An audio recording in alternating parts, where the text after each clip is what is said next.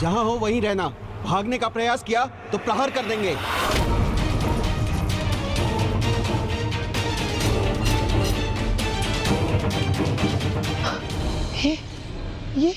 ये कैसा विचित्र स्वप्न देख लिया मैंने।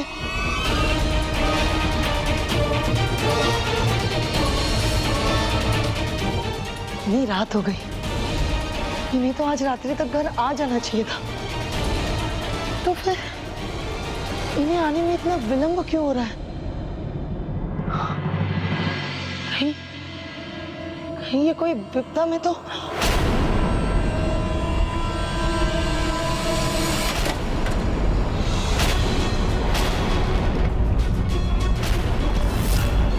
देखो, यही है वो चोर जो चोरी करके भाग रहे थे। ले चलो इन्हें महाराज के पास। नहीं, हम लोग चोर नहीं है, हम लोग चोर नहीं है, हम चोर नहीं है पिताश्री। हम लोग कोई चोर वोर नहीं है, हम दोनों तो व्यापारी हैं। व्यापार संपन्न होने के पश्चात हम लोग घर को लौट रहे थे, तभी देखा कि ये संदूक वहाँ रखा हुआ था। हमें ऐसा लगा कि शायद ये हमारा होगा, बस गलती से हमने उठाकर इसे नाव में रख दिया। अब जो कहना है महाराज के समक्ष कहना, वही उचित न्याय करेंगे। बांध दो इन्हें। अरे सुनिए, हम चोर नहीं है। आप समझते क्यों नहीं हम चोर नहीं है? नहीं, हम लोग चोर नहीं है, हम लोग चोर नहीं है।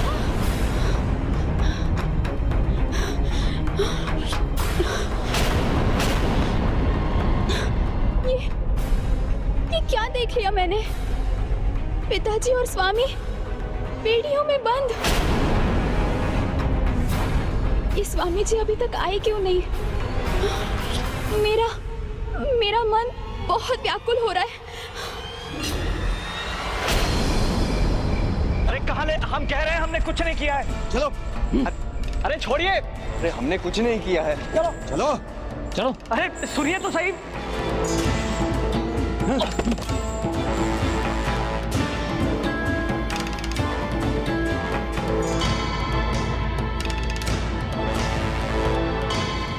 महाराज, यही हैं वो दोनों चोर। अरे नहीं, क्या बोल रहे हैं आप? देखिए महाराज, हम लोग कोई चोर वोर नहीं है, हम लोग तो दोनों व्यापारी हैं महाराज। चोरी भला क्यों करेंगे महाराज? हमने कोई अपराध नहीं किया है। अवश्य ही आपके इन दोनों सैनिकों से भूल हुई है महाराज। नहीं महाराज, वो संदूक इनकी नौका से ही मिला था। जी महाराज, ये दोनों उसी नौका में चढ़ा रहे थे। यदि हमें थोड़ा सा भी विलंब होता तो ये दोनों संदूक के साथ निकल जाते। अरे नहीं महाराज, ये असत्य है।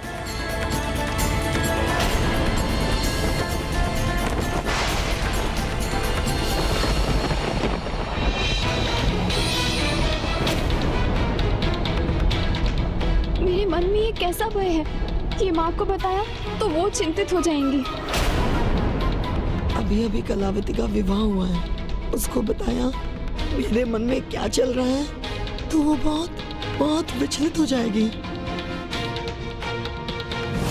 अपराध और दोष के इतने प्रमाण तो हैं, लेकिन निर्दोष होने का एक भी प्रमाण नहीं। अपना अपराध स्वीकार करने का अंतिम अवसर दे रहा हूं मैं तुम्हें। महाराज जो व्यापार के लिए आएगा वो भला चोरी क्यों करेगा? हाँ महाराज, ये उचित कह रहे हैं। हम लोग व्यापारी हैं महाराज, मैं आपको कह चुका हूँ। पर अपने व्यापार के पश्चात हम दोनों अपने घर को जा रहे थे कि तभी आपके इन दोनों सैनिकों ने हमें बंदी बना लिया। तुमने अपना अंतिम अवसर भी गंवा दिया है। असत्य बोलने वाले दया के नहीं दंड के पात्र होते हैं। नहीं महाराज, मैं तुम दोनों को आजीवन कारावास का दंड देता हूँ। अरे नहीं महाराज, ये क्या कर रहे हैं महाराज? देखिए हमने कुछ नहीं किया है। छोड़ो। अरे अब यहीं रहो जीवन भर। अरे सुनिए तो सही। अरे कहाँ जा रहे हो? अरे सुनो।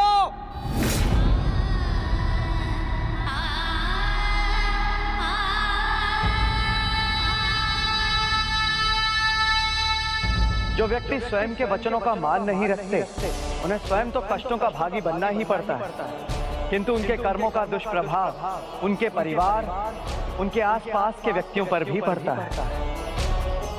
जो दंड मुझे मिला उसका भागी भी था मैं, क्योंकि बार बार अपने स्वयं के लिए हुए संकल्प को, अपने वचनों को, अपने प्रण को टाल रहा था मैं, उससे मुकर रहा था।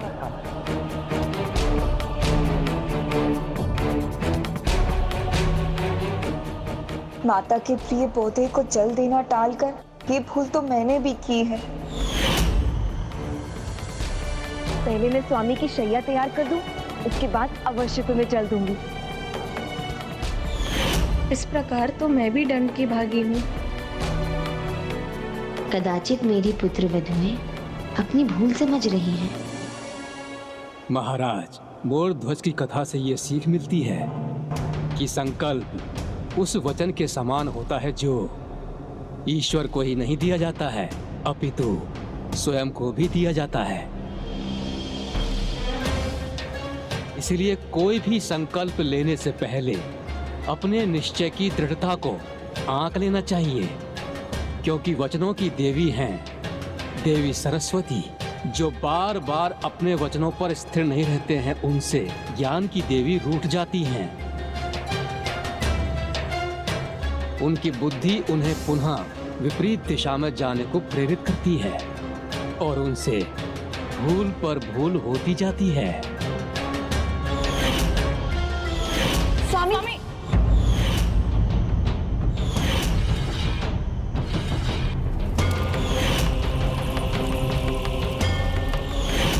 मैं जब वचन देकर मुकरी थी तो मेरे मन में कितनी ईर्ष्या का भाव उत्पन्न हुआ था। वचन पर स्थिर नहीं रहने से ही तो मैं भी अनुचित आचरण करने को प्रेरित हुई थी। प्रभु ब्रह्मदेव ने सर्वथा उचित कहा। मेरे साथ भी कुछ ऐसा ही हुआ। मैं जब भी विपरीत परिस्थिति में उलझता था तो अपनी चतुराई, अपने ज्ञान के बल पर उस परिस्थिति से बाहर निकल आता था। किंतु उस दिन मैं महाराज चंद्रकेतु को विश्वास दिलाने में असमर्थ रहा कि हम दोनों निर्दोष थे, और इसके बाद भी कारागार में जाने पर अपने निर्दोष होने का प्रमाण देने का एक और अवसर मांगने के स्थान पर मैं राजा को ही भला और बुरा कहने लगा। एक योग्य राजा वो होता है जिसे न्याय की समझ हो, किंतु तुम्हारा राजा चंद्रकेतु अज्ञानी है, वो अन्यायी है, मूर्ख है, वो मूर्ख है तुम्हारा राजा। पिताजी, हमारे महाराज का अपमान हमारा अपमान है। पिताजी, स्वयं को संभालिए पिताश्री।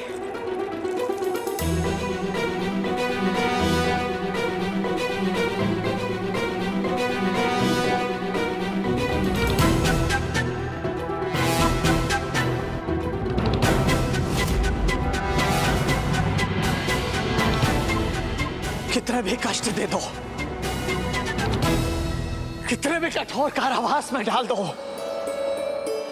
तो एक बात याद रखना तुम लोग, मेरी जिह्वा को बंदी नहीं बना सकते, नहीं बना सकते मेरी जिह्वा को बंदी तुम।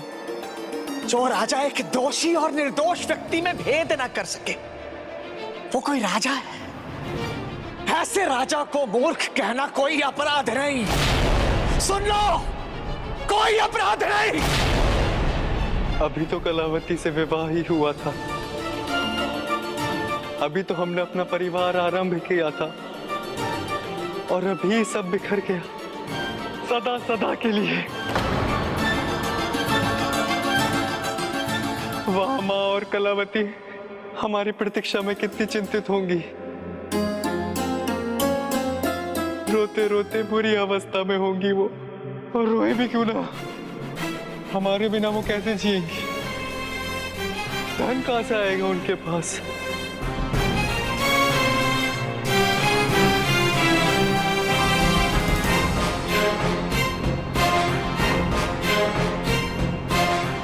पुत्र,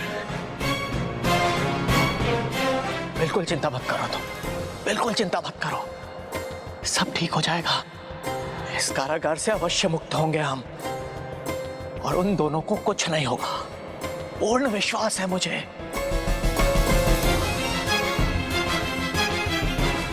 मैंने बहुत धन बचा के रखा है, और वो सारा का सारा धन लीलावती के पास है, उसे टूटे हुए संदूक में, जिसके ऊपर भगवान जी की मूर्ति रखी है।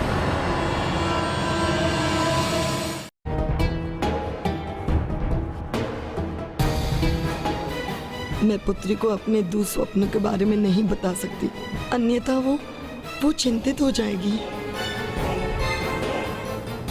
क्या हुआ पुत्री?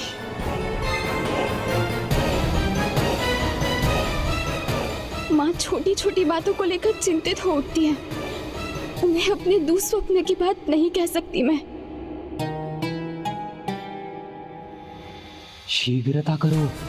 हाँ, इन दोनों का ध्यान नहीं है, सब उठा लेते हैं।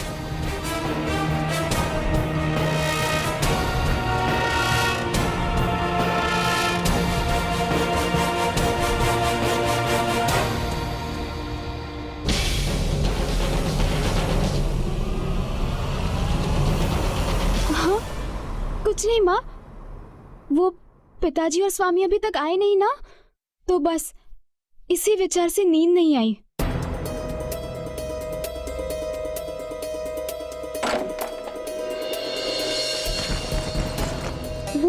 वो अवश्य मार्ग में हमारे लिए कोई विशेष लेने के लिए रुके होंगे, है ना माँ?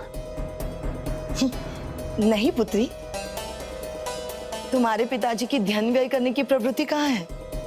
वो तो कौड़ी कौड़ी का भी हिसाब रखते हैं। लेकिन ना, हमारी जमाई राजा वो तो बिल्कुल ऐसे नहीं है।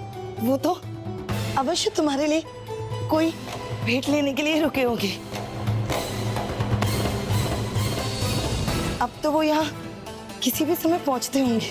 तो माँ, हम बाहर चले, वही उनकी प्रतीक्षा करते हैं। हाँ हाँ हाँ, चले चले।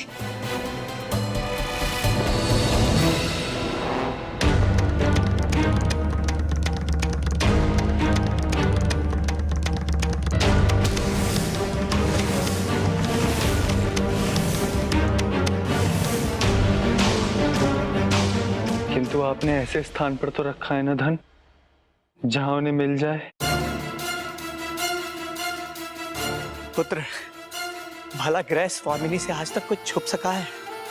मुझे पूर्ण विश्वास है कलावती उस धन को अवश्य ही ढूंढ निकालेगी।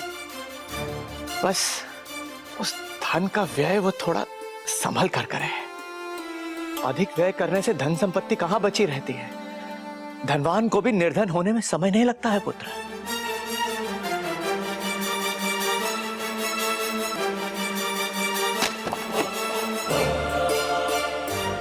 माँ, ये कैसी ध्वनि थी?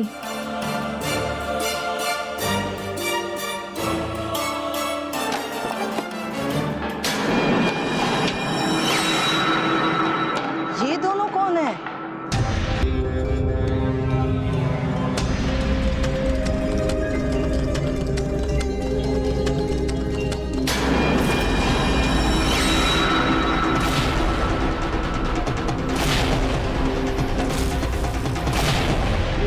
चोर है, हमारे भगवान और हमारा सामान लेकर भाग रहे हैं माँ। चोर! रुको! चोर! चोर! अरे कोई तो हमारी साइड में कीजिए! चोर!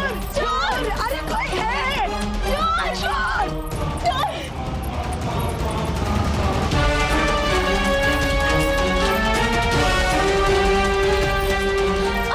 छोड़ो!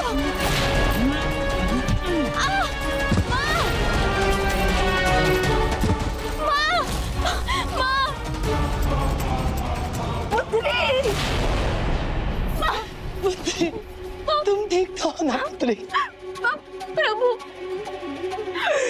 प्रभु, पुत्री, तुम्हारे पिता का सारा धन वो चोर लेकर गए।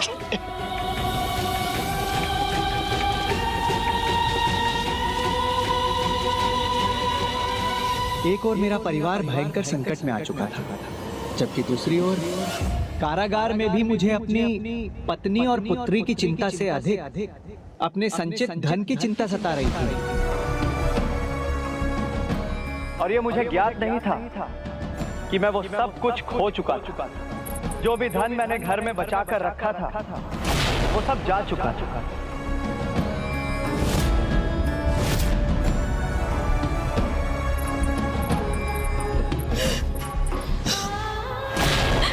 ये कैसा दुर्भाग्य है प्रभु।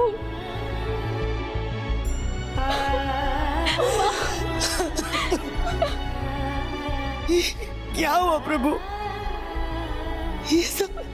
ये सब क्या हो? कुछ भी नहीं छोड़ा उन दुष्ट चोरों ने, सब कुछ ले गए। पता है पुत्री, मैंने ना एक बहुत बहुत डरावना सपना देखा था। हमारे स्वामी सैनिकों से घिरे पड़े थे। वो जैसे कि मानो किसी संकट में है। मैंने उन्हें बेड़ियों में बंधा देखा था।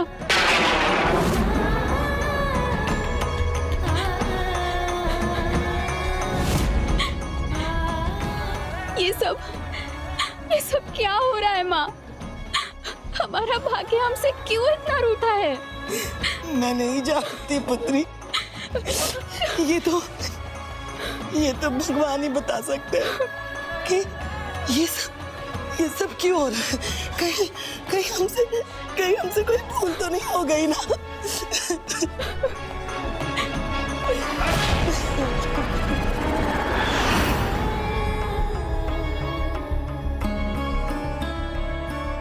स्वामी, आपने ही उन्हें दंड दिया है और आप विचलित भी हैं।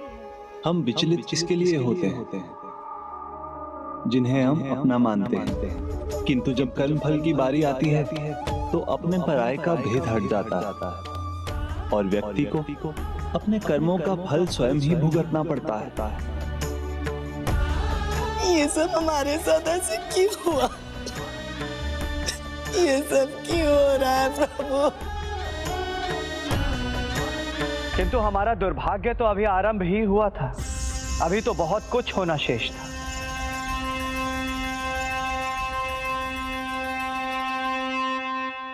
लो, भोजन कर लो।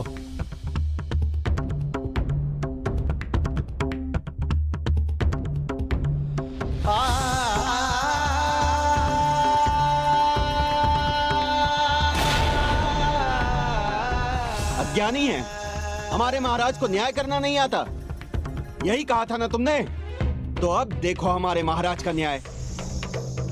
जिस मुख से तुमने उन्हें भला बुरा कहा है, उस मुख को अब ये भोजन प्राप्त नहीं होगा।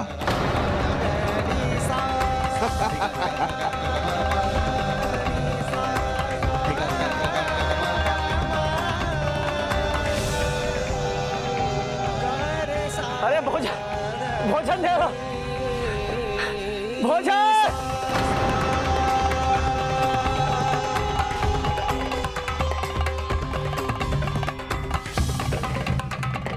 लीजिए ससुर जी, आप ही खा लीजिए।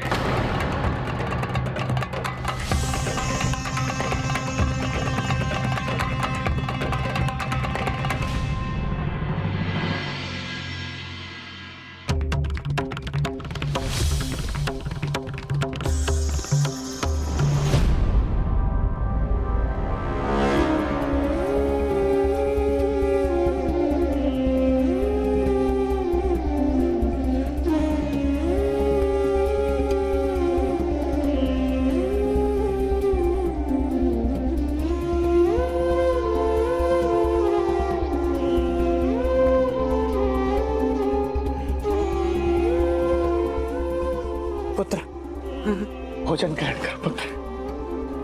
समृद्धि कुछ ही समय में विपत्ति में बदल गई और एक ओर हम कारागार में भोजन के लिए तरस रहे थे, वहीं दूसरी ओर कलावती और लीलावती मुक्त रहकर भी कष्टों से मुक्त नहीं थी।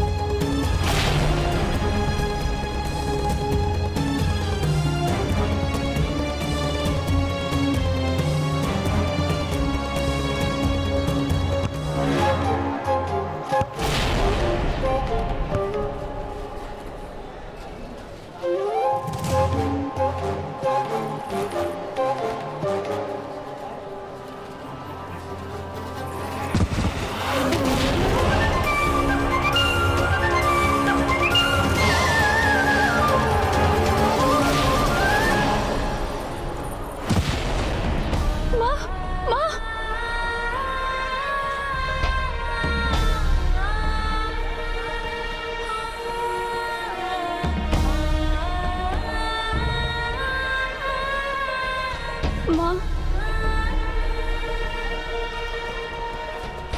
आप खाइए।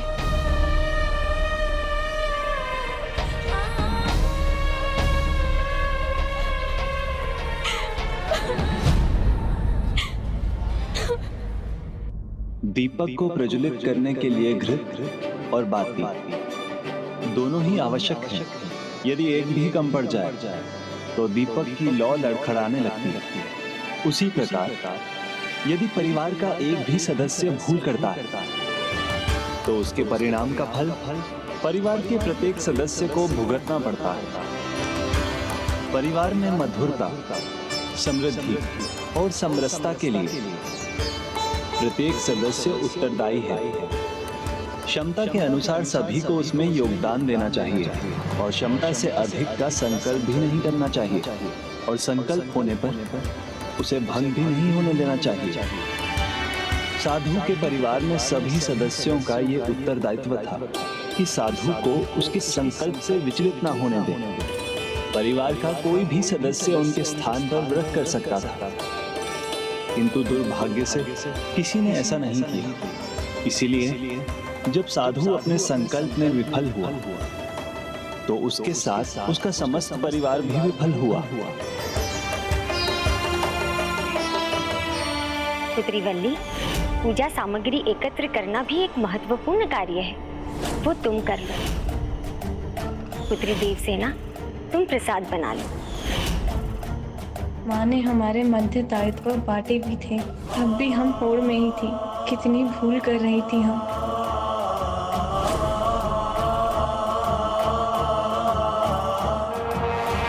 संपूर्ण परिवार अब अपार कष्ट भुगत रहा था।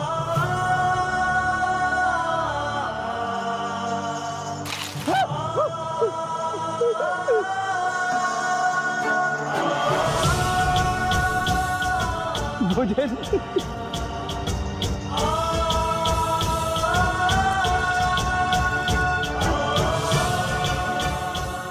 भोजन है, भोजन।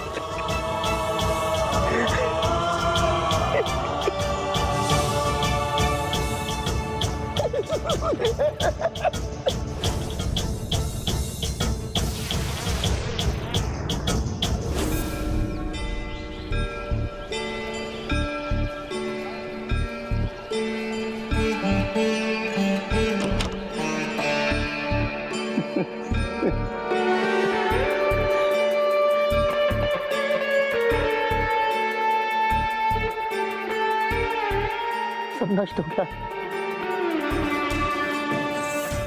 सब कुछ नष्ट हो गया। मेरा व्यापार,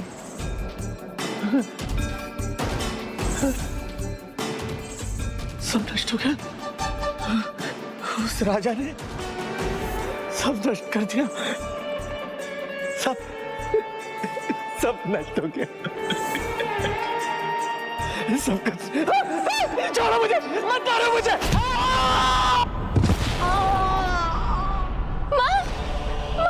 माँ संभालिए, माँ उठिए, उठिए माँ, माँ संभाल के। मुझे मत मारो, छोड़ दो मुझे। श्री मैं हूँ, मुझे छोड़ दो, मुझे मत मारो। आपको कोई नहीं मार रहा ससुर जी, आपको कोई नहीं मार रहा। मैं हूँ ससुर श्री, मैं हूँ।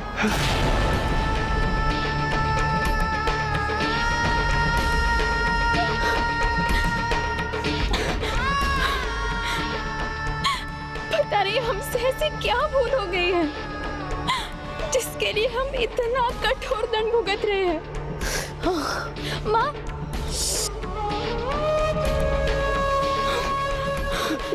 छोटा सा घाव है, छोटा सा घाव है। मैं अभी पट्टी कर देता हूँ, मैं अभी बांध देता हूँ।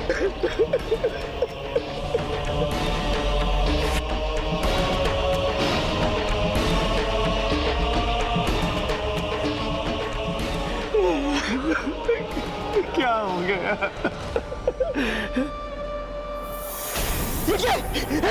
सर पे वो, उसे दूर करो मुझसे, सबको दूर करो मुझसे, दूर करो, मुझे बचा लो। वस्त्र है पिताश्री, वो वस्त्र है, वो वस्त्र है, वस्त्र। सर,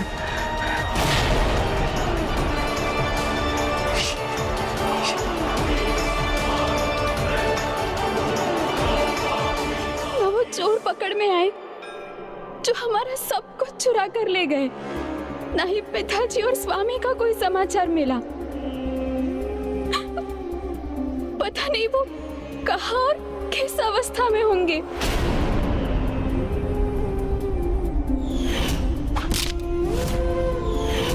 जो दुस्वप्न मैंने देखा था वो तो जैसे सत्य हो रहा है। अब अवश्य भूखी होंगी माँ। मैं भोजन जुटाने का कुछ प्रयास करूंगी माँ। हाँ, आप ध्यान रखिए।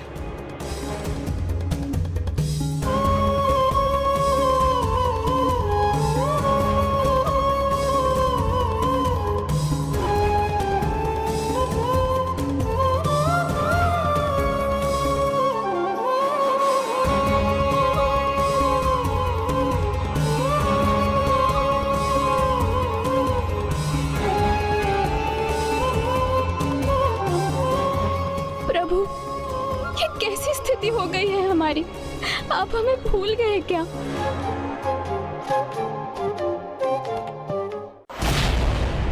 ऐसी क्या भूल हो गई हमसे जो ये दिन देखना पड़ रहा है? भूल नहीं, नहीं पुत्र, पुत्र भूल हमसे नहीं हुई है, हमसे नहीं हुई है कोई भूल पुत्र। ये भूल तो उस दुष्ट निर्दयी, उस मूर्ख राजा की है जिसने हम दोनों को यहाँ इस भयंकर कारागार में डाल रखा है। हमसे कोई भूल नहीं हुई है, हमसे कोई भूल नहीं हुई है, हमसे कोई भूल नहीं हुई है।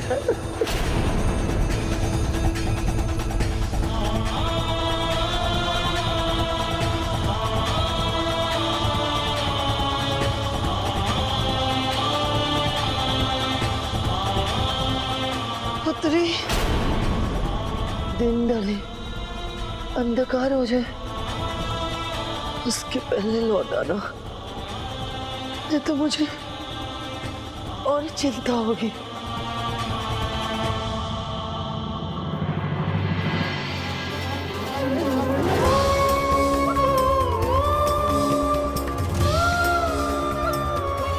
प्रभु, आप ही है हमारा सहारा, आपसे ही है हमें आसरा। उसे मत तोड़िए प्रभु नारायण, हमारे विश्वास के श्वास को बनाए रखिए, नहीं तो आपसे विश्वास उठ जाएगा।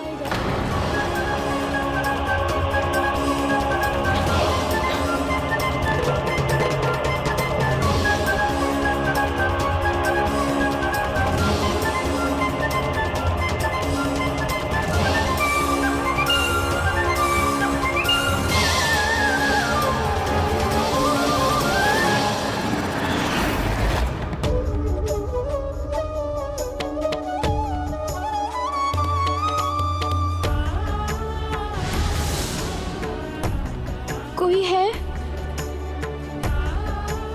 कुछ खाने को दे दीजिए, कुछ तो खाने को दे।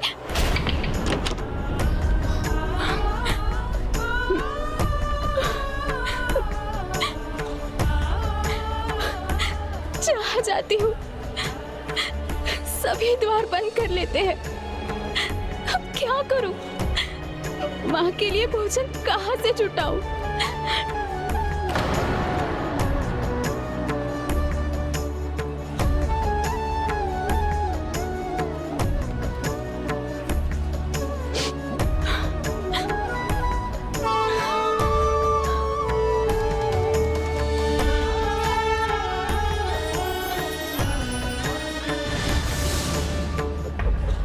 कुछ खाने को दे दीजिए।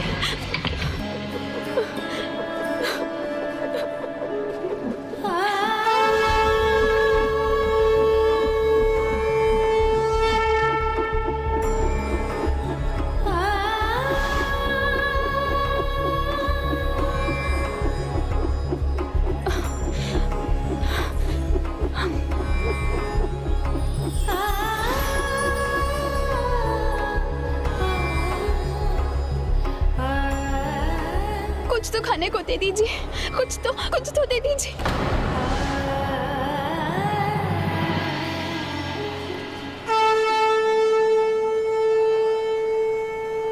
नहीं नहीं, थोड़ा सा कुछ तो दे दीजिए।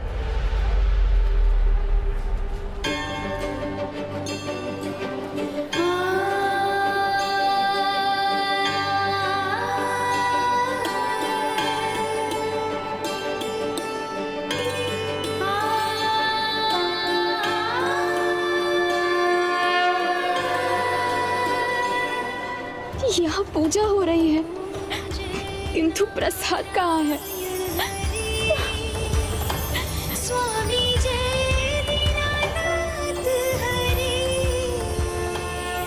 भक्त कितनी भी भूलें क्यों ना करे, परंतु ईश्वर कदापि उन्हें अपनी कृपा से वंचित नहीं करते। अब तो बस देवी कलावती को प्रभु के इन संकेतों को पहचानने की देर थी।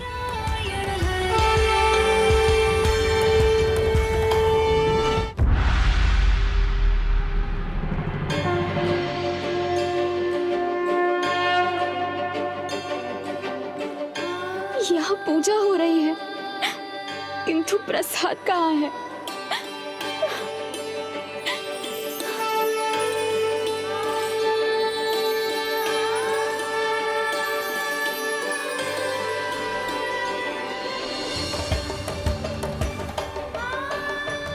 नहीं, रुकिए।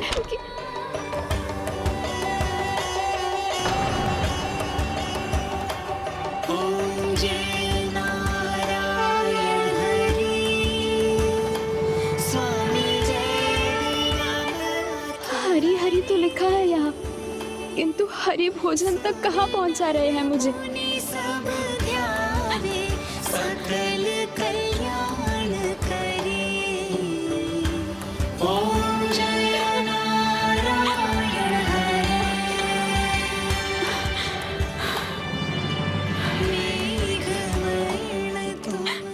हमारे विश्वास की आस की डोर अब टूट रही है।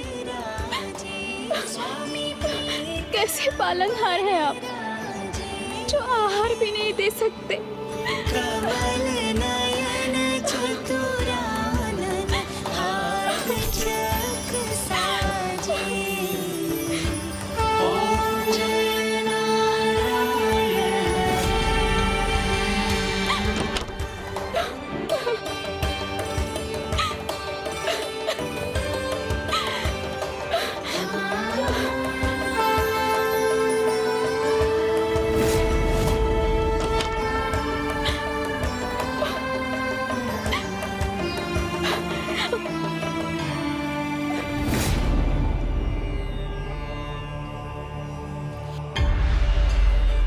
पुत्री,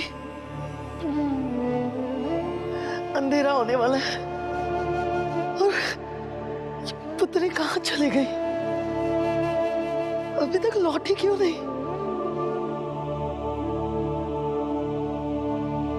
पुत्री घर से बाहर है।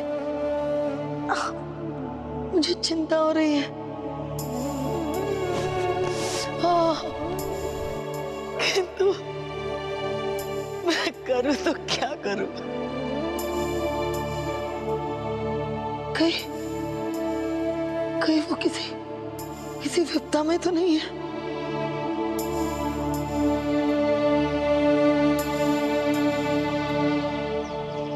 आज भी भूखे पेट ही सोना होगा।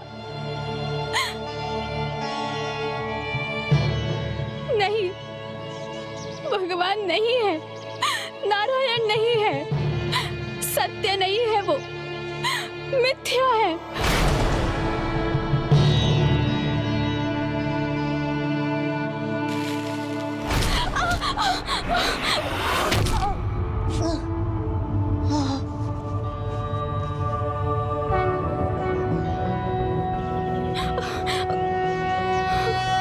नारायणं गदाध्यक्षं गोविंदं कीर्तिभाजनं गोवर्धनोद्धरं प्रभु की प्रतिमा, भुवनेश्वरम। श्रीमन नारायण नारायण, हरि हरि।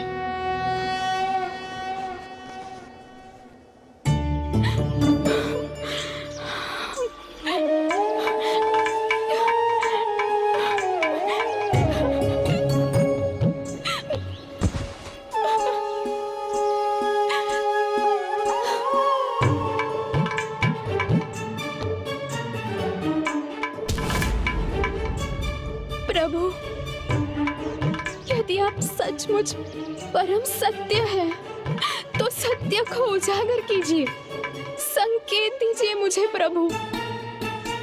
हमसे ऐसी क्या भूल हो गई है जिसके कारण हमें इतने कष्ट का सामना करना पड़ रहा है। प्रभु मैं प्रण लेती हूँ, मैं उस भूल को अवश्य सुधारूंगी। बोलो श्री सत्यनारायण भगवान की, बोलो श्री सत्यनारायण भगवान की, बोलो श्री सत्यनारायण भगवान की। करें जब जानकी नाथ सहाय, करें जब कौन बिगाड़ करे नर तेरो, जानकी नाथ सहाय, करें जब जानकी नाथ सहाय, करें श्रीमन नारायण नारायण हरि हरि, भजमन नारायण नारायण हरि हरि।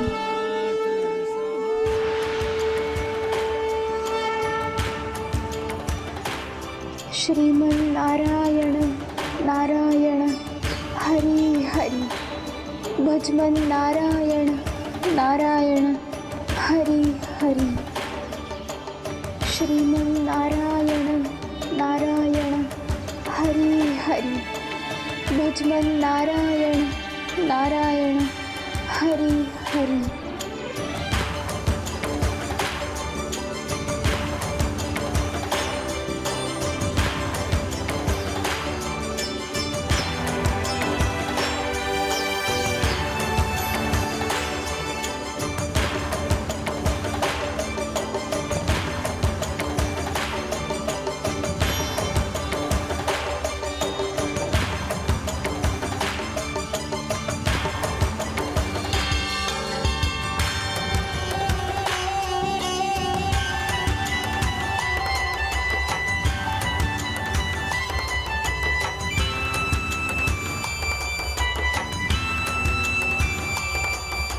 पुत्री, लो श्री सत्यनारायण भगवान के व्रत और पूजा का प्रसाद। मैं सभी को प्रभु श्री सत्यनारायण पूजा के लिए आमंत्रित करने जा रही हूँ। कोई आवश्यकता नहीं है अन्य लोगों को यहाँ आमंत्रित करने की। श्रीमन नारायण नारायण हरि हरि, भजमन नारायण नारायण हरि हरि।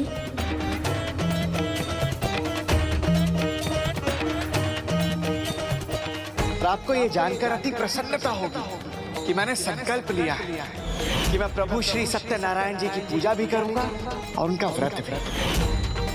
आप तो आज श्री सत्यनारायण जी का व्रत करने वाले हैं और मैंने तो सारी तैयारी भी कर दी है। एक व्यापारी की धर्म पत्नी होकर आप ऐसे विचार ला रही हैं मन में? माँ पिताजी से सदा सत्यनारायण भगवान की पूजा के लिए कहती थी और पिताजी सदा अपना संकल्प टालते रहते थे।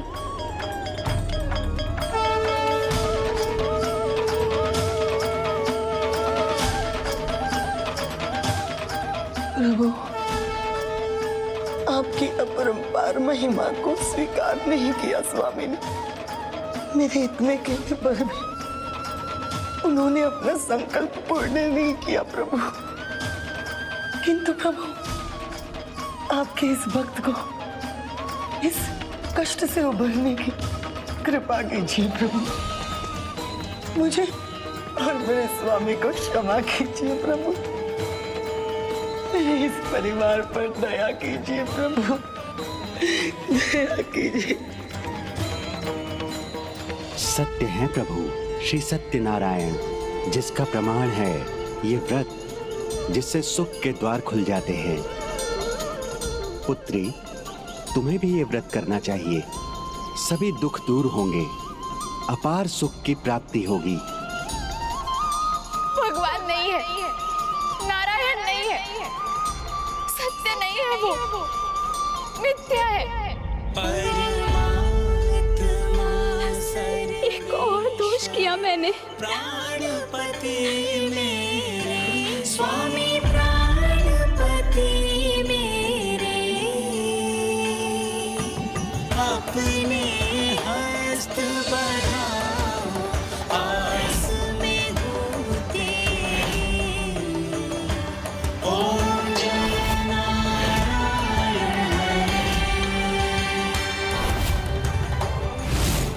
केशव, तुम हो मेरे चरण परोस।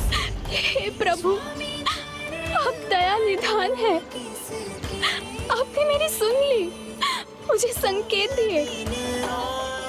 हे परम सत्य, परम प्रभु,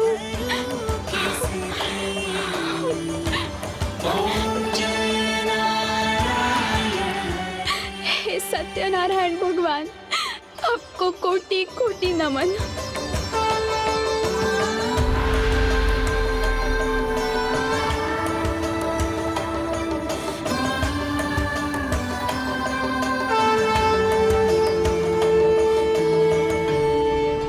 तुम तारक हो जग के, सुमिरन किसे स्वामी से पूजा का पुत्री, बन कर नित्य चढ़ूं। ओम जय नारायण हरे। धीरे धीरे। माँ, मैं कहाँ थी तुम पुत्री? कहाँ थी? मैंने तुमसे कहा था ना कि सूर्यास्त होने से पहले लौट आना, तो फिर तुम आई क्यों नहीं? मैं कितनी भयभीत हो गई थी। माँ, माँ हमसे भूल हो गई है, बहुत बड़ी भूल। भूल तो हुई है हमसे पुत्री, भूल तो हुई है। स्वामी ने अपना संकल्प पूर्ण नहीं किया, प्रभु को दिए हुए शब्दों का मान नहीं रखा। पर इसमें हम सभी दोषी हैं। पिताजी का संकल्प हम भी तो पूर्ण कर सकते थे, उन्होंने नहीं रखा, किंतु हम तो व्रत रख सकते थे। माँ, प्रभु मैं प्रण लेती हूँ, मैं उस भूल को अवश्य सुधारूंगी। सत्य है प्रभु, और उनकी सत्यता का प्रमाण आज मुझे मिल गया है। मैंने प्रण लिया है माँ, श्री सत्यनारायण भगवान का व्रत मैं अवश्य रखूंगी। और मैं भी तुम्हारे साथ ये व्रत अवश्य करूंगी पुत्री।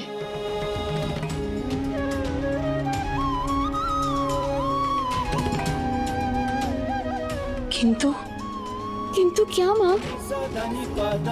किंतु जहाँ अन्न का एक दाना नहीं है, वहाँ सभी सामग्री, वो भी 1.25 सेर मात्र में, कहाँ से लाएंगे हम पुत्री? कहाँ से लाएंगे?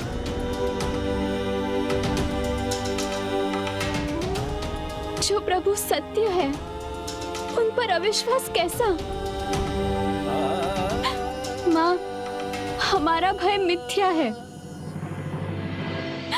हमारे प्रभु सत्य है। आज उन्होंने हमें ये प्रसाद दिया है, कल सामग्री भी देंगे। आप निश्चिंत रहिए माँ।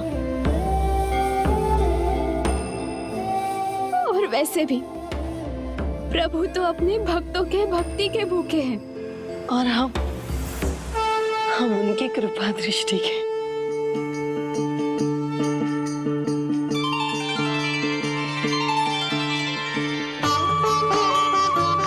माँ, प्रसाद ग्रहण कीजिए।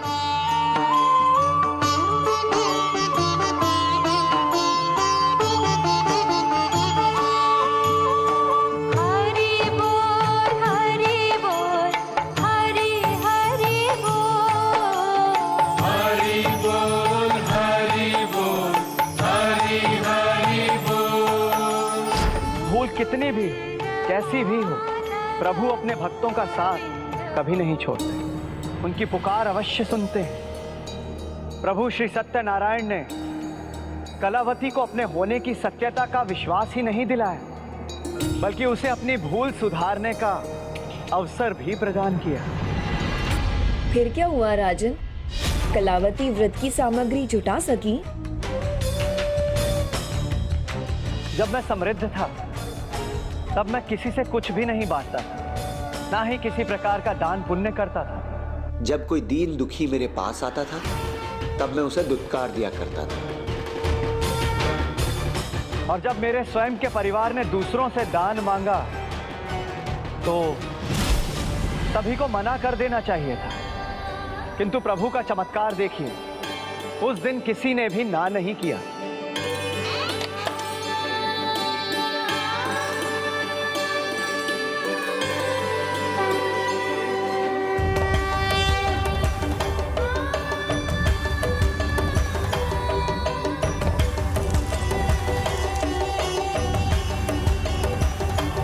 ओम जय नारायण हरे, स्वामी जय दीनानाथ हरे, सुर नर मुनि सब सकल कल्याण। धन्यवाद। श्री सत्यनारायण जी की पूजा में अवश्य आइएगा।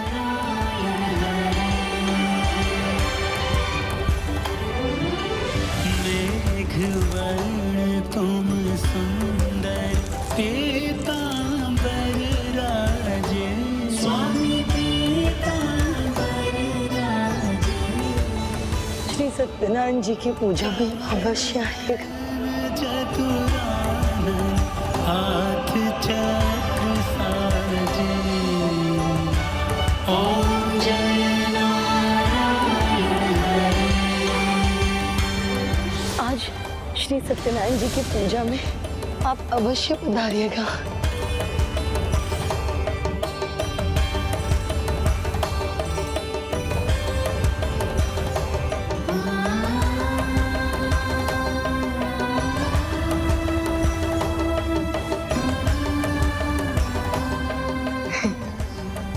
मैंने कहा था ना माँ, प्रभु अवश्य कृपा करेंगे हम पर। कल जैसे उन्होंने प्रसाद दिया था, वैसे ही आज हमारे संकल्प पूर्ति के लिए उन्होंने ही हमारी झोली भरी है माँ। प्रकट तुमसे धन्य हो प्रभु, धन्य हो। सब जन तुमको पूजे, आप भी बड़े दयालु हैं स्वामी। भक्त ने आपकी पूजा की आरंभ की और आप यहाँ फल देने के लिए व्याकुल होने लगे। भगवान तो भक्त और उसकी भक्ति के अधीन होते हैं प्रिय। भक्त और भगवान तो वैसे भी एक दूसरे से विलग हो ही नहीं सकते। भक्त भगवान को स्मरण करने का अवसर ढूंढता है, तो मैं भक्त के साथ उसकी परछाई बन खड़ा होने का।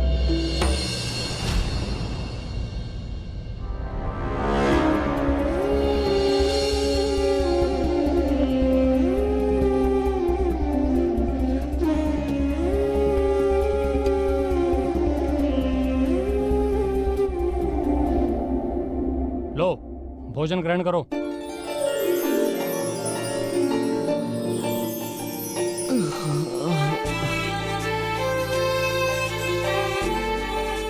एक दिन तुम्हारे राजा को अपनी भूल का पता अवश्य चलेगा। तब हम उसे बताएंगे कि यहाँ कारागार में तुम दोनों ने हमारे साथ कैसा व्यवहार किया है। ए, शांत हो जाओ। पिताजी।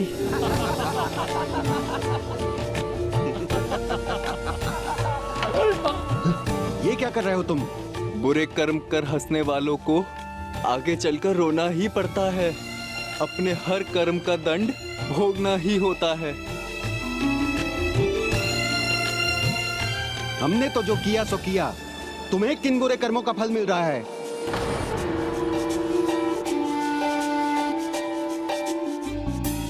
यदि ये बुरे कर्म का फल है तो अच्छे कर्म का फल भी मिलेगा। तुम्हारे महाराज को उनकी भूल का भान अवश्य होगा।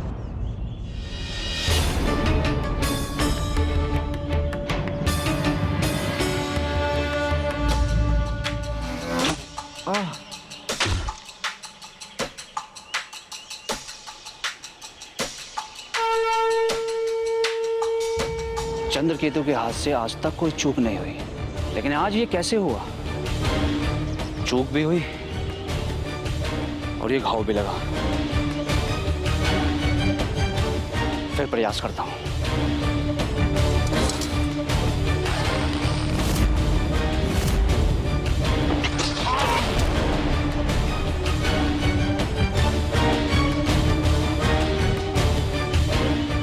अब तो मेरा धनुष ही टूट गया।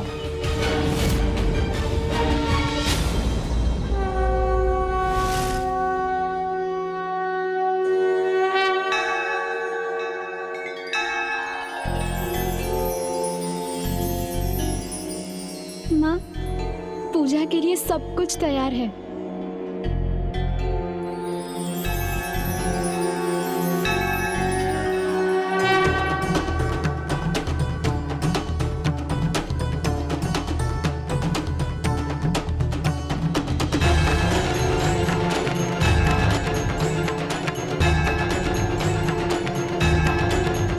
किंतु श्री सत्यनारायण जी की पूजा में अतिथियों का आना आवश्यक है पुत्री, परंतु अभी तक कोई आया ही नहीं।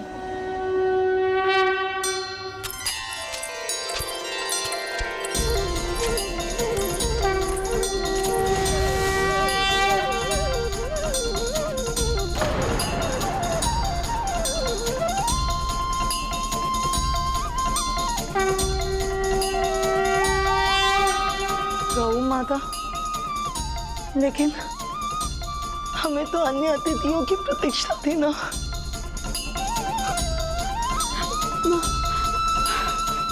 मैंने कहा था ना पुत्री कि हमारे घर कोई नहीं आएगा।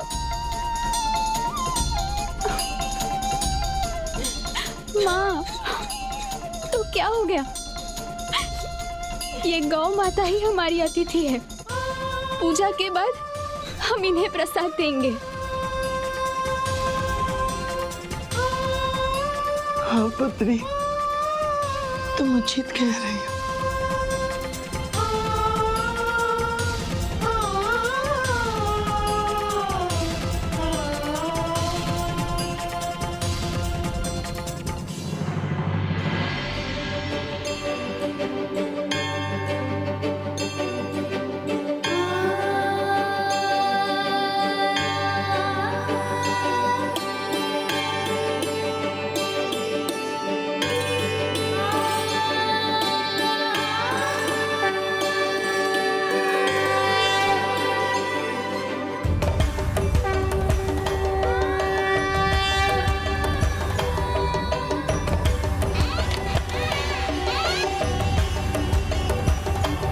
ओम जय नारायण हरे, स्वामी जय दीनानाथ हरे,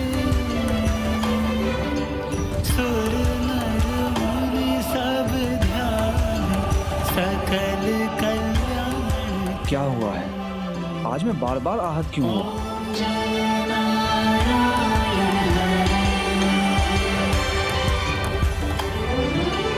मेघवर्ण तुम सुंदर पीतांबर राजे, स्वामी पीतांबर राजे,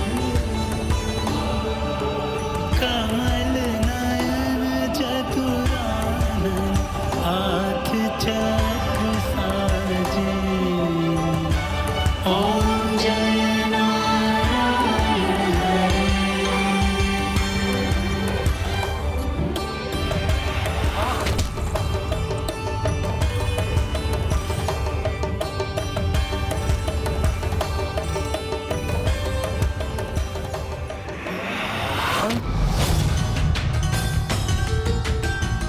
ये मुझे क्या हो रहा है? मेरा संतुलन क्यों बिगड़ रहा है?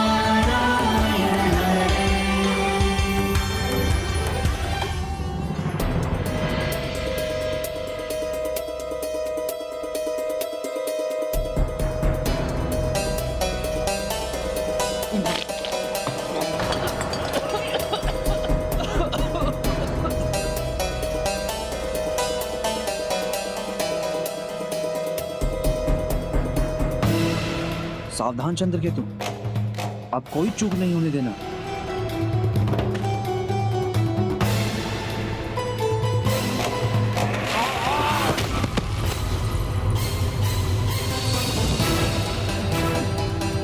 सावधान रहने के बाद भी ऐसा क्यों हो रहा है मेरे साथ?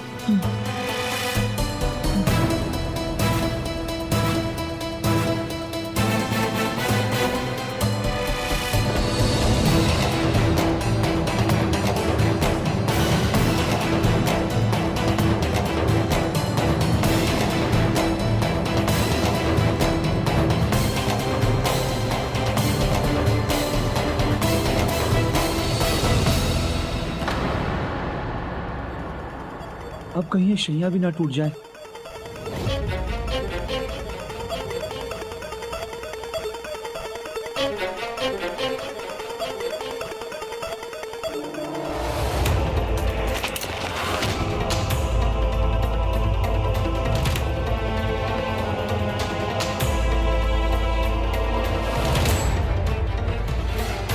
किंतु ऐसा क्यों हो रहा है? प्रभु, मुझसे कोई भूल हुई है तो मुझे संकेत दीजिए, मैं उसे अवश्य सुधारूंगा।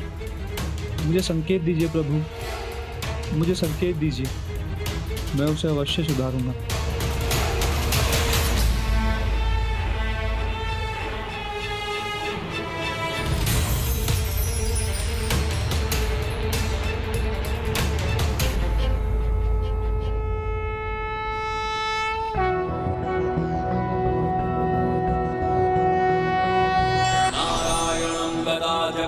गोविंदं कीर्तिभाजनं गोवर्धनोद्धरं देवं भूधरं भुवनेश्वरम्।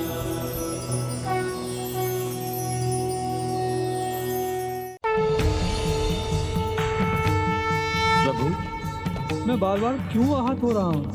मैंने जानबूझकर तो कोई भूल नहीं की। पूर्ण विश्वास है तुम्हें कि तुमने कोई भूल नहीं की?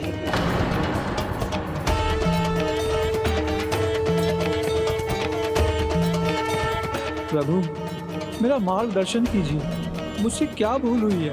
जो निर्णय करते हो उन पर कभी विचार करते हो तुम? क्या वो सभी निर्णय उचित थे?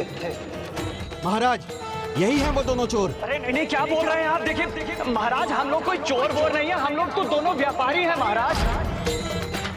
तुम्हारे सैनिकों ने जब साधु व्यापारी और उसके जमाई को दोषी ठहराया था तो क्या तुमने खुले मन से दोनों पक्षों की बात सुनी थी?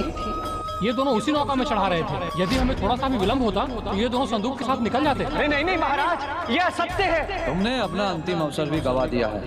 असत्य बोलने वाले दया के नहीं, दंड के पात्र होते। नहीं प्रभु, जो मेरे सैनिकों ने कहा वो तो मैंने सुना, लेकिन जिनको वो दोषी ठहरा रहे थे उनकी बातों को मैं अनसुना करता रहा। उनके दोष का क्या तुम्हारे पास कोई ठोस प्रमाण था?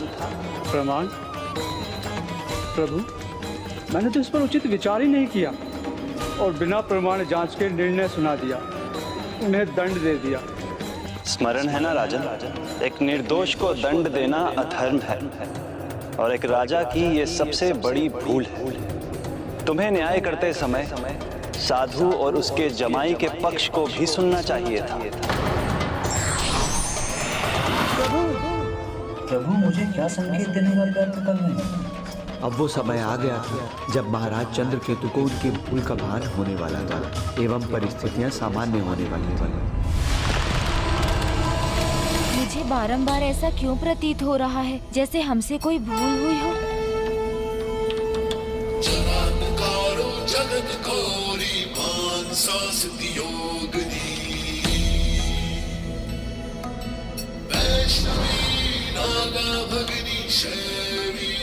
एक पहर और बीत गया।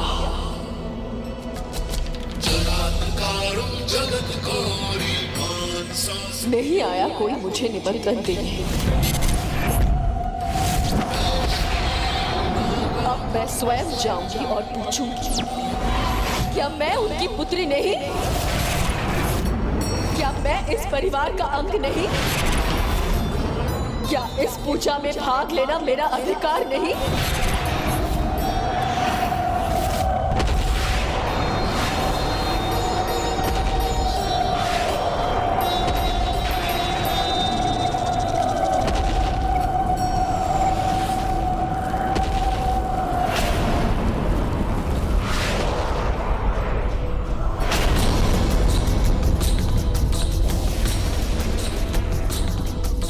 कैसा बवंडर कैलाश की ओर बढ़ रहा है?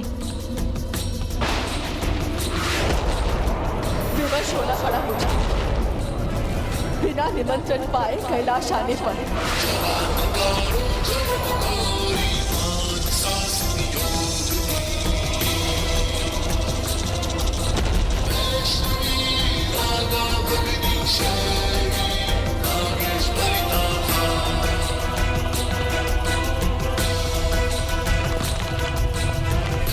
क्या है इस बवंडर का स्रोत? जो भी हो, मैं श्री सत्यनारायण पूजा मध्य में छोड़कर तो कहीं नहीं जा सकता। पूजा संपन्न होने पर ही मैं कुछ कर सकूंगा। पूजा संपन्न हो उससे पूर्व कैलाश को मेरा क्रोध सहना होगा। एक पुत्री का क्रोध, पुत्री का क्रोध, पुत्री का क्रोध।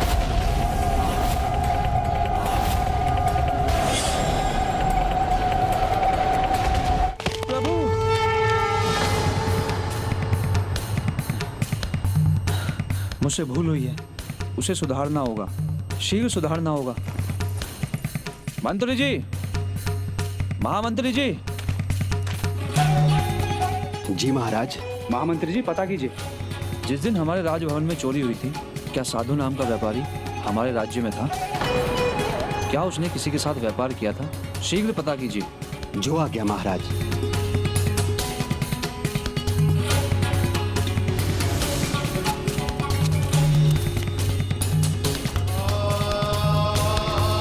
ऐसा क्यों प्रतीत हो रहा है जैसे वे दोनों बहुत भूखे हों? यहाँ का भोजन स्वादिष्ट नहीं है क्या?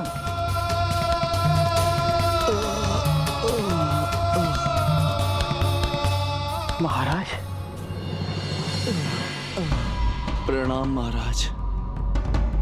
महाराज चंद्रकेतु, हे न्याय के देवता समान महान महाराज चंद्रकेतु, ये प्रश्न आप अपने इन दो सैनिकों से ही क्यों नहीं पूछ लेते महाराज? क्योंकि जो व्यक्ति भोजन ग्रहण करता है उसका स्वाद तो वही बता सकता है।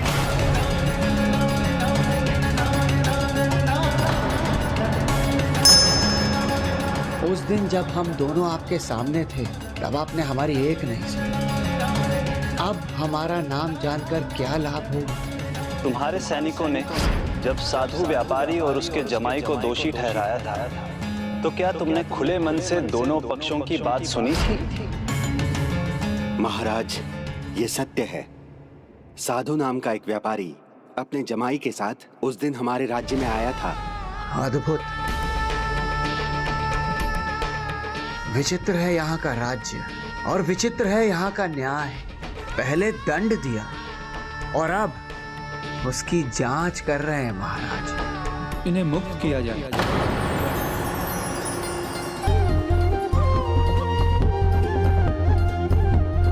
मुझे क्षमा कीजिए, भूल हुई है मुझसे। आप तो क्षमा मांग लेंगे महाराज, किंतु उससे हमारा क्या भला होगा?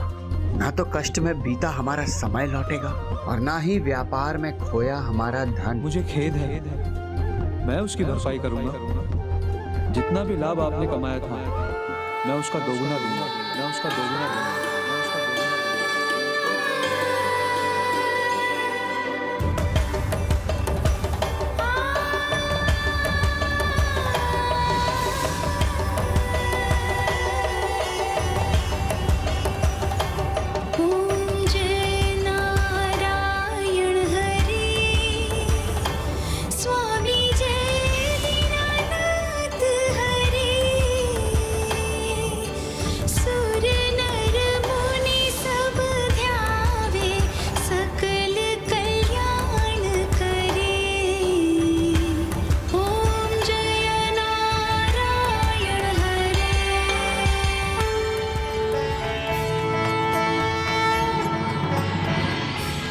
महामंत्री जी। जी महाराज। ये एक नौका में आए थे, इनके लिए 2 नौका तैयार कीजिए। इतने समय से ये भोजन नहीं कर सके, इन्हें राजसी भोज कराइए और फिर पूरे सम्मान के साथ यहाँ से विदा कीजिए। जो आज्ञा महाराज। बहुत बहुत धन्यवाद महाराज।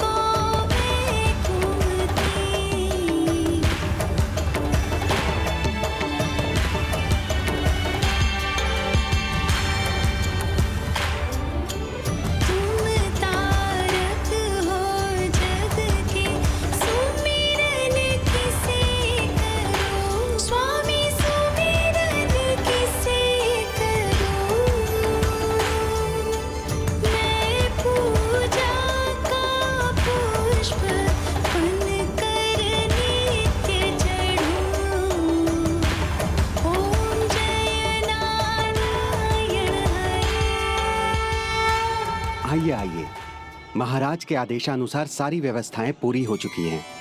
दोनों नौकाएं तैयार हैं।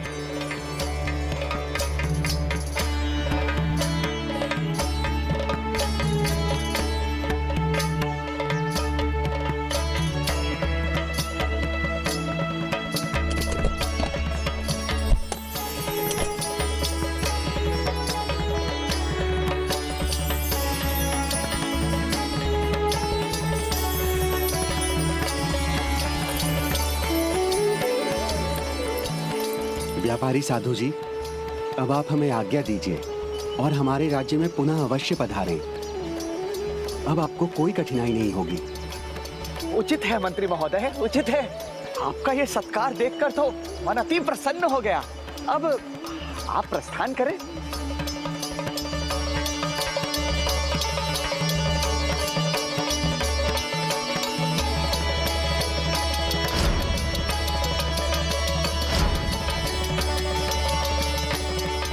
पिताजी, अब हमें भी प्रस्थान करना चाहिए। माँ और कलावती पता नहीं किस स्थिति में होंगी।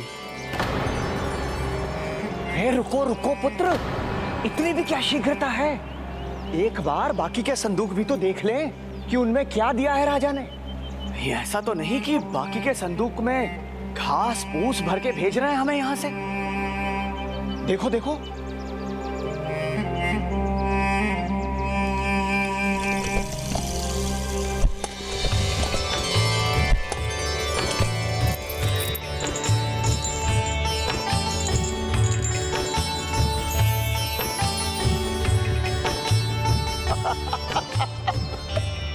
धन ही धन।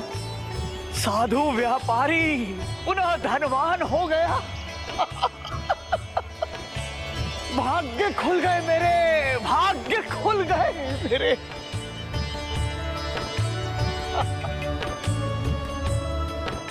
और इस प्रकार प्रभु श्री सत्यनारायण की कृपा से मैं मुक्त भी हुआ। जितना धन मैंने अर्जित किया था उससे दुगना प्राप्त किया, और उसके पश्चात हम घर जाने के लिए तैयार थे। साधु व्यापारी की कथा यहाँ समाप्त नहीं होती, किंतु अनेक सीखों के साथ श्री सत्यनारायण की कथा का तीसरा अध्याय यहाँ समाप्त होता है। अब बुद्धि विधाता प्रथम पूज्य गणेश जी हमें विस्तार से बताएंगे। सीख तीसरे अध्याय से। संकल्प पूजा का हो या किसी अन्य कार्य का, वो वचन होता है, और जो अपना वचन तोड़ता है वो ज्ञान की देवी का अपमान कर उनके दंड का भागी बनता है। इसलिए संकल्प लेना बड़ी बात नहीं है, उसे पूर्ण करना बड़ी बात है। इस अध्याय से दूसरी सीख ये मिलती है कि कठिन समय में भी आशा नहीं छोड़नी चाहिए, क्योंकि ईश्वर ही वो परम सत्य हैं जो सदा स्थिर रहते हैं। बवंडर कैसा भी हो, उसमें से नैया पार ईश्वर ही करवाते हैं। इति श्री रेवाखंडे श्री सत्यनारायण व्रत कथा नाम तृतीयो अध्याय समाप्तः। बोलो श्री सत्यनारायण भगवान की जय।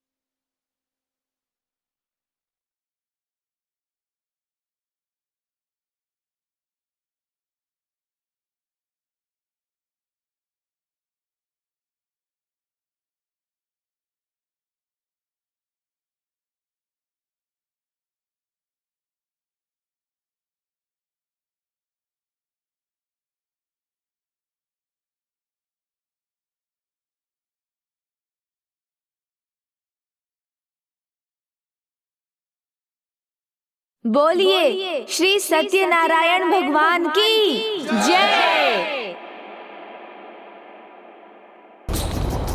प्रभु प्रभु श्री सत्यनारायण कथा का एक और अध्याय समाप्त हो गया और कैलाश में किसी ने मेरे बारे में सोचा तक नहीं। मेरे साथ ये अन्याय क्यों?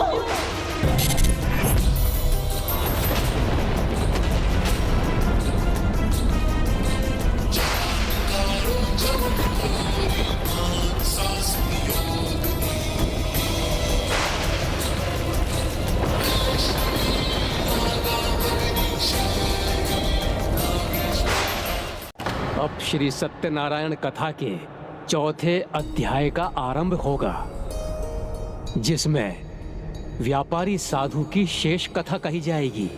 किंतु अब कथा में कुछ शेष कहाँ रहा है प्रभु? पत्नियों के व्रत के प्रभाव से साधु और उसके जमाई कारागार से मुक्त हो गए और फिर धनवान हो गए, तो कथा तो समाप्त हो गई। क्योंकि अभी ना तो देवी लीलावती और उनकी पुत्री कलावती का व्रत संपन्न हुआ था और ना ही साधु और उनके जमाई घर पहुंच सके थे। कथा के इस भाग का सार है प्रभु की कृपा और उनके प्रसाद की महिमा।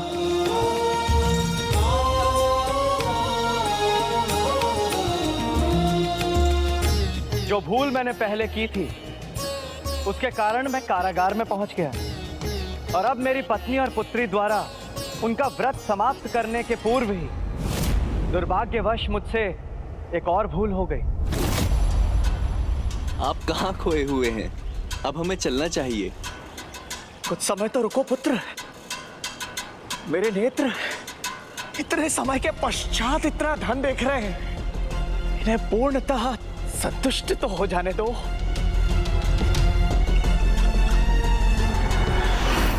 लालच का कैसा प्रकोप है इस पर? इसका पूरा परिवार इतने समय इतना कष्ट भुगतता रहा, किंतु अब जब इससे मुक्ति मिलने का समय है तो इसे चिंता अपनी पत्नी या पुत्री की नहीं, धन की है, जो इसे उनकी पूजा के परिणाम स्वरूप प्राप्त हुआ है। उचित कहा देवी आप। जो सीख उसे अपने जीवन से लेनी चाहिए थी, उसने अब भी नहीं ली है। किंतु भक्त को उचित पथ पर लाना भी तो हमारा ही कर्तव्य है ना प्रिय।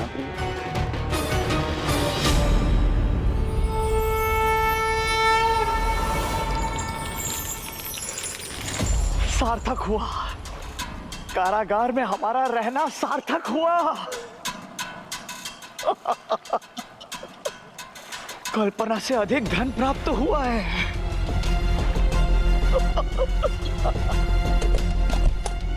पुत्र, अब चलो।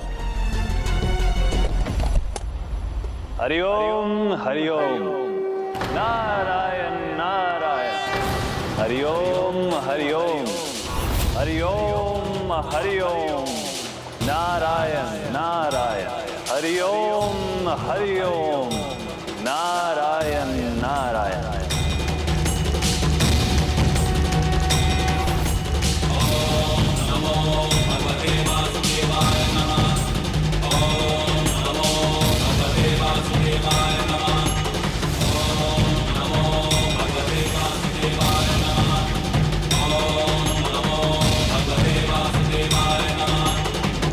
हे महात्मा जी, हमें अपना परिचय देने की कृपा करें।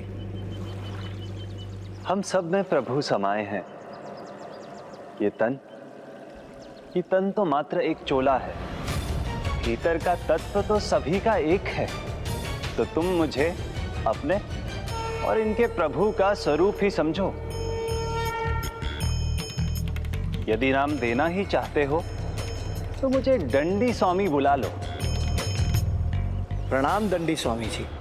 प्रणाम दंडी स्वामी जी।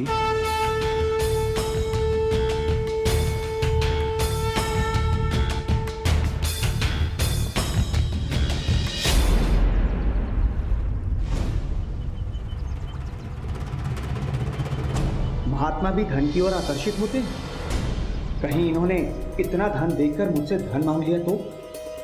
नहीं नहीं, ये संदूक मुझे बंद करने होंगे।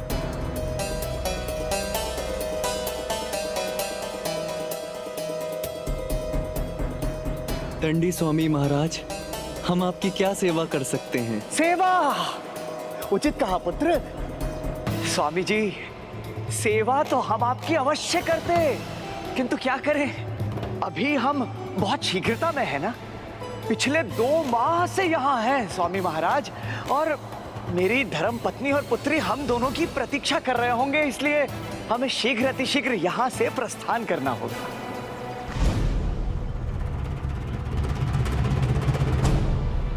आपका समय मूल्यवान है, ये ज्ञात है मुझे। आप जैसे धनी व्यापारी मुझे थोड़ा सा धन दे देते तो मेरा बहुत भला होगा। हाँ हाँ पुत्र,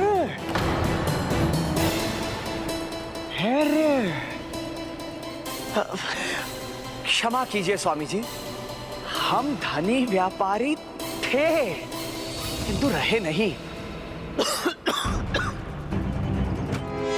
अभी अभी तो हम कारागार से मुक्त हुए हैं, जहां हमें अकारण ही बंदी बना लिया गया था। अब आप ही बताइए, भला धन हमारे पास कहां से आएगा?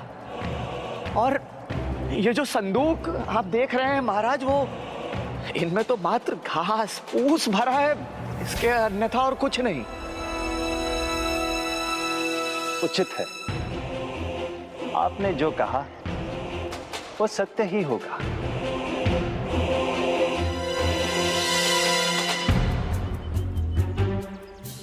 हरिओम नारायण, हरिओम हरिओम। पुत्र, अरे इस प्रकार चकित मत हो, हम व्यापारी हैं। कौन है? व्यापारी? ऐसे ही कैसे बांट दें?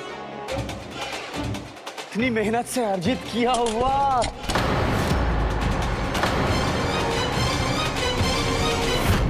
धन,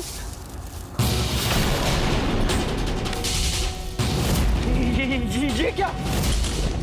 हाँ हाँ, ये क्या हो गया? ये कैसे हो गया?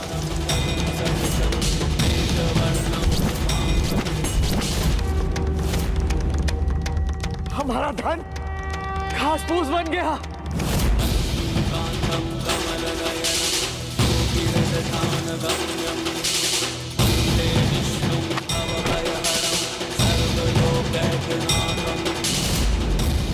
इन सभी में घास फूस भरा हुआ है।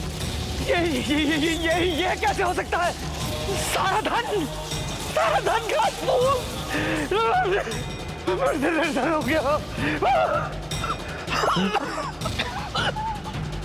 पिताजी, पिताजी, पिताजी, पिताजी, पिताजी उठिए।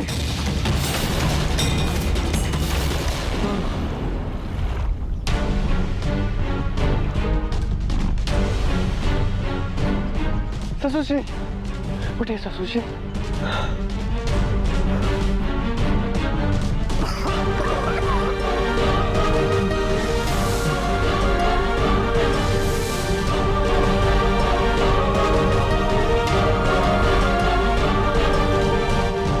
ये भगवान बार बार हमारे साथ ऐसा अन्याय क्यों कर रहे हैं?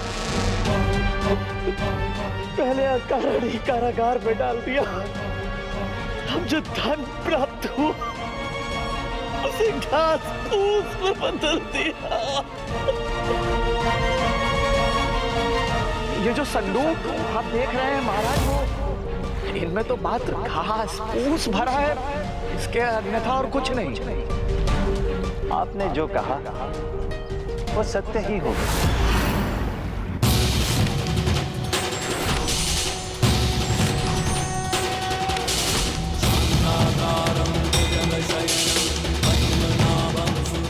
पिताजी, ये अकारण नहीं, कारण है इसके पीछे, और वो है आपका झूठ। आपके झूठ को सत्य में परिवर्तित करने वाले और कोई नहीं, दंडी स्वामी हैं। वो अवश्य कोई दिव्य आत्मा है।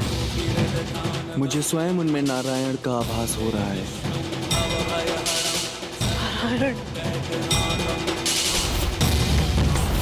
मैंने संकल्प लिया कि मैं प्रभु श्री सत्यनारायण जी की पूजा भी करूंगा और उनका व्रत। संतान के रूप में हमें पुत्री दी है। अब आप अपना संकल्प पूर्ण कीजिए, प्रभु श्री सत्यनारायण जी की पूजा कीजिए। प्रिय, हमारी पुत्री के नामकरण के पश्चात हम सत्यनारायण की पूजा एवं उनका व्रत अवश्य करेंगे। अब तो नामकरण भी हो गया है हमारी पुत्री कलावती का, तो अब इस एकादशी पर आप प्रभु सत्यनारायण व्रत अवश्य कीजिए। हमारी पुत्री कलावती के विवाह उपरांत हम भगवान श्री सत्यनारायण की पूजा एवं व्रत करेंगे। आप तो आज श्री सत्यनारायण जी का व्रत करने वाले हैं और मैंने तो सारी तैयारी भी कर दी है। एक व्यापारी की धर्म पत्नी होकर आप ऐसे विचार ला रही हैं मन में? नारायण,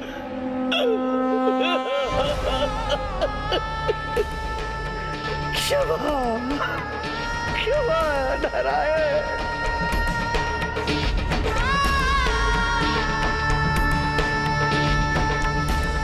प्रभु नारायण का दोषी हूं मैं। मेरे लालच ने मेरे ही विवेक को हर लिया था। व्यापार और धन के लोभ में मैंने सबसे बड़े धन को खो दिया। धर्म का धन, संकल्प पूर्ति का धन, पुण्य अर्जित करने का धन।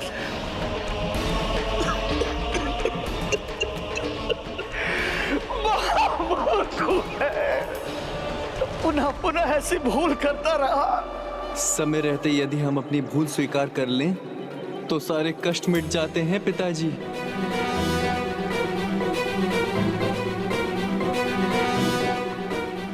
अभी भी अधिक समय नहीं बीता है। दंडी स्वामी यहाँ से अधिक दूर नहीं गए होंगे। हमें उनके पास जाकर क्षमा याचना करनी चाहिए।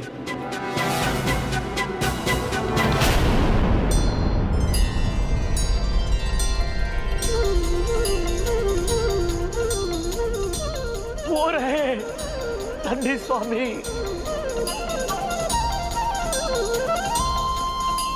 नारायण, नारायण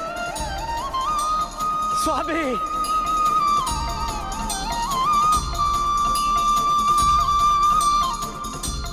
स्वामी, स्वामी, हे दंडी स्वामी जी, मुझसे बहुत बड़ी भूल हो गई। मुझे क्षमा कर दीजिए, मुझे क्षमा कर दीजिए।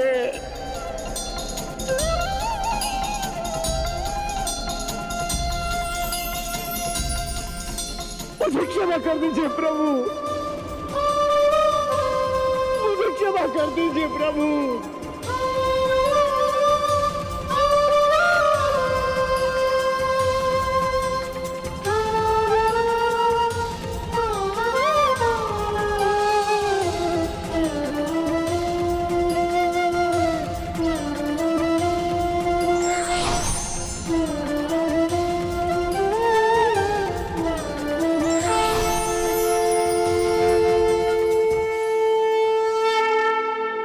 साधु, भूल करना तो तुम्हारा स्वभाव बन गया है। तुम्हें लोग, समाज, परिवार की ही नहीं, स्वयं की चिंता भी नहीं है।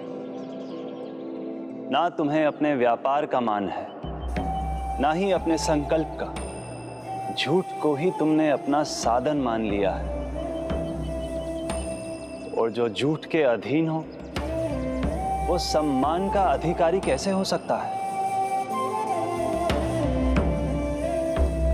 तुम्हारे झूठे संकल्प ने तुम्हें कारागार तक पहुंचा दिया। इतने से भी संतोष नहीं हुआ और फिर तुमने झूठ कहा। आज तुम मुक्त हुए हो, क्योंकि तुम्हारे स्थान पर तुम्हारी पत्नी और तुम्हारी पुत्री अनेकों कष्ट सहकर तुम्हारे झूठे संकल्प को सत्य ही नहीं पूर्ण भी कर रही है।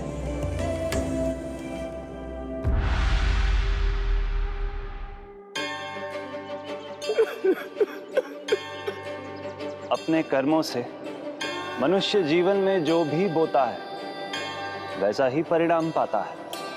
तुम्हें वही ज्ञात है जो तुम्हारे साथ हुआ, किंतु सत्य तो ये है कि तुम्हारे कर्मों का दंड तुम्हारी पत्नी और तुम्हारी पुत्री को भी भुगतना पड़ा।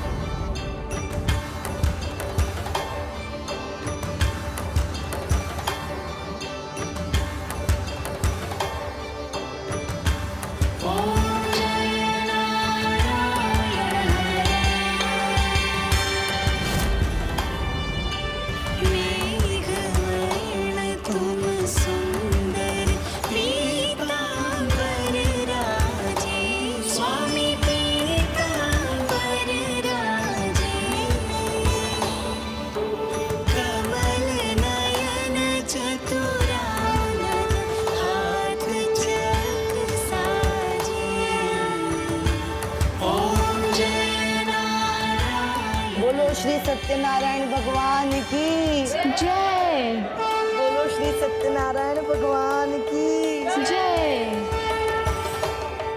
श्री सत्यनारायण जी की पूजा अब संपन्न हुई। आप सभी कृपा कर प्रसाद ग्रहण करें।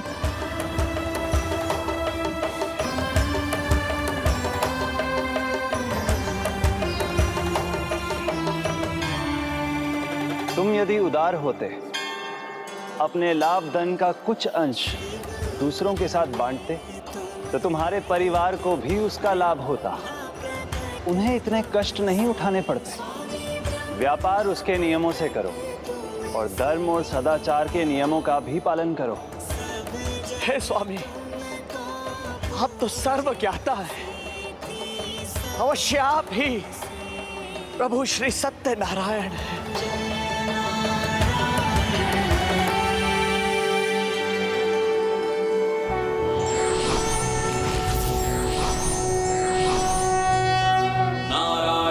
गदाध्यक्षं गोविन्दं कीर्तिभाजनं गोवर्धनोद्धरं देवं भूधरं भुवनेश्वरम्।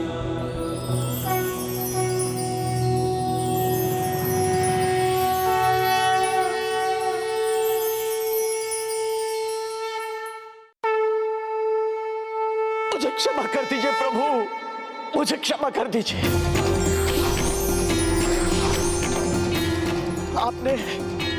आपने आशीर्वाद देकर मेरे ज्ञान चक्षु खोल दिए प्रभु।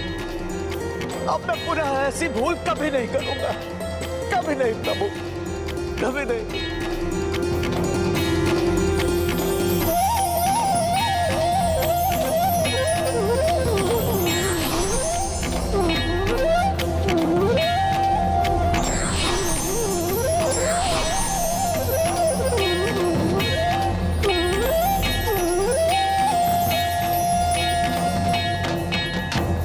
प्रभु, आपके शब्दों ने मेरे मन में लालच के अंधकार को मिटा दिया है।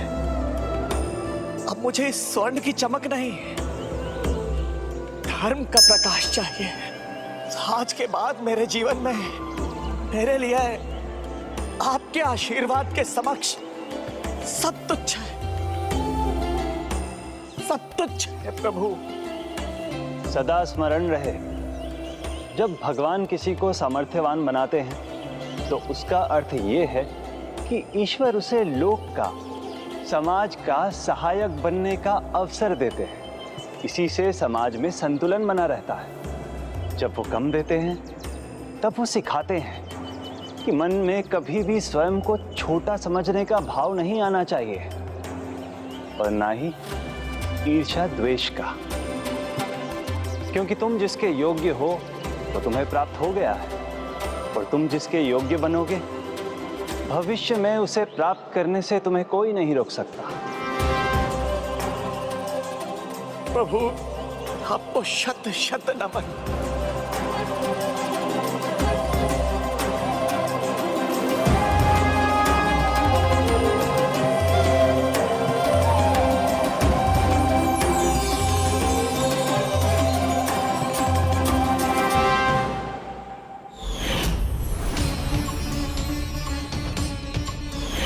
मेरे पास अधिक आभूषण है, मुझे उन्हें बांटना चाहिए।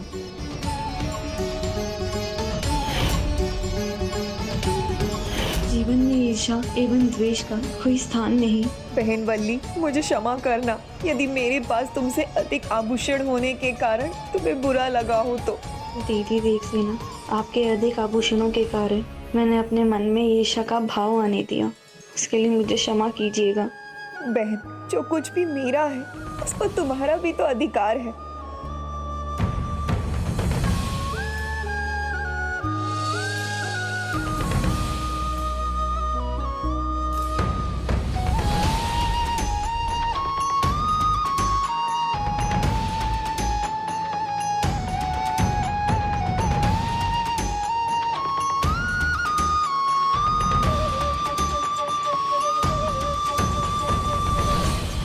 अद्भुत है। प्रभु श्री सत्यनारायण पूजा और उसका प्रभाव दोनों अपने मनोभाव पर नियंत्रण पा रही हैं।